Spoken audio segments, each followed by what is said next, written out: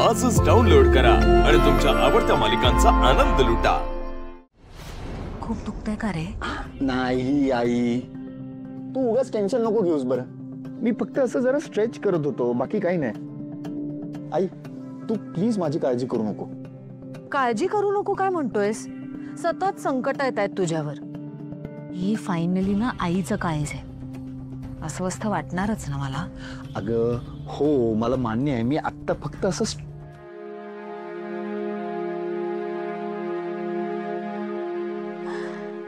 देवी आई,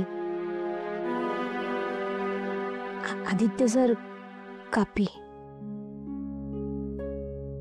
आई तू म्हणतेस ना की ते गुरुजींनी सांगितलंय माझ्या अवतीभोवती कुठलं तरी रक्षा कवच आहे जे जे माझी रक्षा करत आहे। मग नीट बघ, असेल अवतीभोवती इथेच कुठेतरी माझं रक्षा कवच।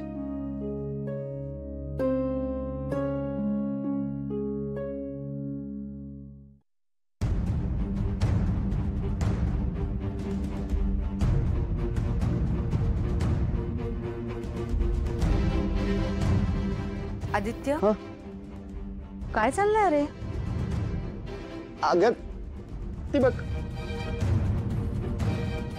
तुला जशी काळजी वाटते ना तशीच तिला पण काळजी वाटते, सांग तिला। पारू, तुला तुझ्या मित्राची काळजी वाटणं स्वाभाविक आहे, पण नको काळजी करूस। ही अहिल्या देवी खंबीर आहे, मी माझ्या मुलाला काहीही होऊ देणार नाही। आणि गुरुजींनी आपल्याला कुलदेवतेला जाऊन महायज्ञ करायला सांगितलंय, त्याची तयारी कर। ओह चला, मीही कामाला जाते। ओके पारो, मला प्लीज ती कॉफी पास कर ना, मला ऍक्च्युली जरा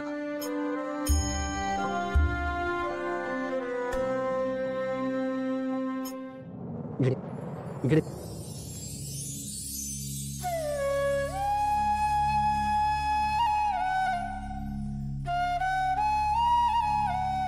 इकडे बस। ते सर काय झालंय? हा पारू प्लीज यार, नको ना काळजी करू। आणि तू म्हणतेस ना की तुझ्या गळ्यात जे मंगळसूत्र आहे ते माझं रक्षा कवच आहे, आता मला काही होऊच शकत नाही।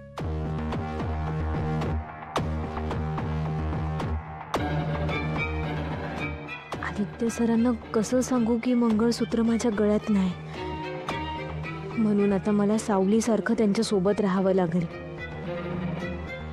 आदित्य सर, आता काय बी झालं तरी मी तुम्हाला एकटं नाही सोडू शकत। आता मंगळसूत्र नसलं तरी मलाच तुमचं रक्षा कवच बनावं लागणार आहे।